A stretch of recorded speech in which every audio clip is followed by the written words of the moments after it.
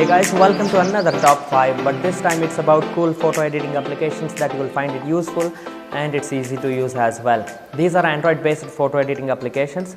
So 4 apps are photo editing and 1 app is a camera application itself. Some apps I use it personally for like professional work and some apps that I thought will be of helpful to you guys. All the apps mentioned in this video will be linked in the description box below, so find the direct link for all the applications. So yeah, as always, if you like these kind of videos, let me know by giving this video a thumbs up and don't forget to subscribe to VicGeek if you are new to my channel. Alright guys, the first app in this video will be the auto blur application. As the name suggests, it detects the picture based on what you select, like the landscape or the portraits, and then using its AI feature it blurs the background automatically. Not just that, it has some cool features too, so that's why I'm recommending this application. So what you do is take or rather choose a picture and then it automatically analyzes and asks if you want to apply the blur effect. Just tap on OK, so instantly it blurs the background. Now you can tap on focus and you can actually erase or paint the mask and exactly get the blur wherever you are looking for inside the picture.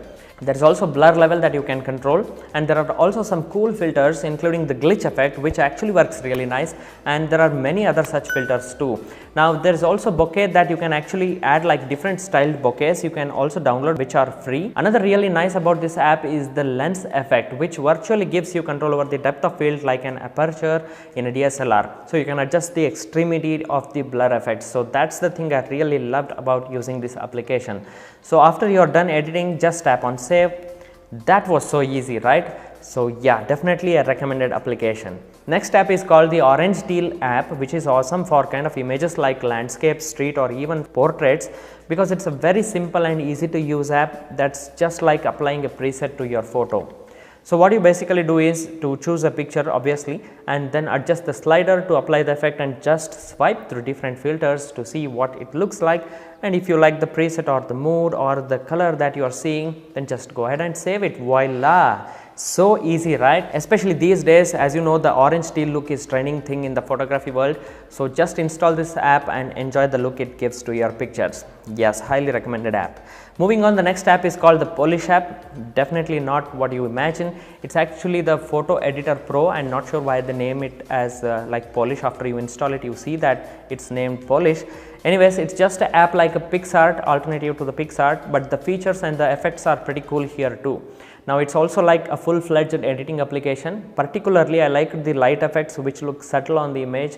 They are not too harsh, like you can adjust the intensity as well as like use 2-finger swipe to actually zoom in or zoom out the filter itself. That looks really cool. There are also nice neon effects for the portraits. The problem here is, however, with the pro features, like you can't access the HSL slider or use many nice effects unless you purchase it, which I recommend of course only if you are using it regularly or for professional work.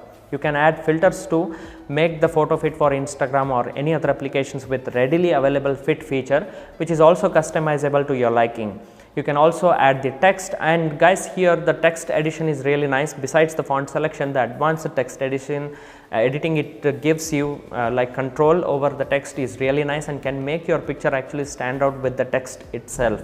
There is also a nice cutout feature with AI detection that cuts the picture automatically, and you can actually retouch it while using the tools further. Out of all this, the striking feature of this app is the ability to change the look of the shape with individual body adjustment features available as free within the application itself. It just is insane how you can change the body shape. There are also a bunch of body stickers which you can add to your body, be the fake personality that you are actually not.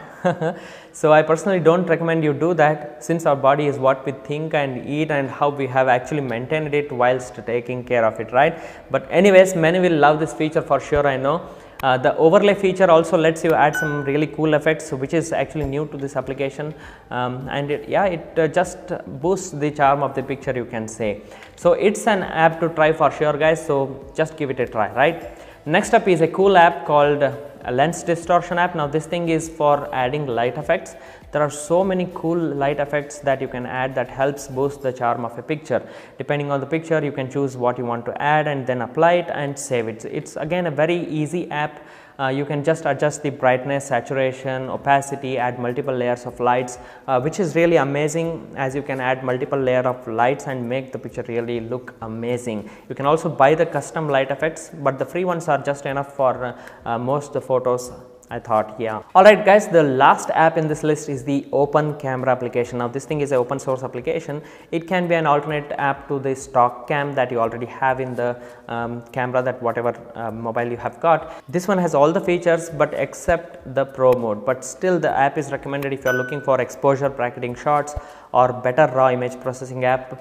Then give this app a try, and at first the control feels not so intuitive, but everything else is easily explained there. There are customization options that you can do inside the setting, add text, watermarks, so all that stuff is there inside the camera settings. So I would suggest you to try once, and if you like it you can further use it. So yeah guys, these were the apps that you need to try today. Let me know in the comment section down below which one did you like. If there are any other alternative cool photography related apps, let's know in the comments, as it might help our community. Yeah guys, that's it for this video, and don't forget to like it, share it and subscribe to VicGeek for more content. Thanks so much for watching guys, and I will see you all in another one. Till then, take care everyone. Bye bye.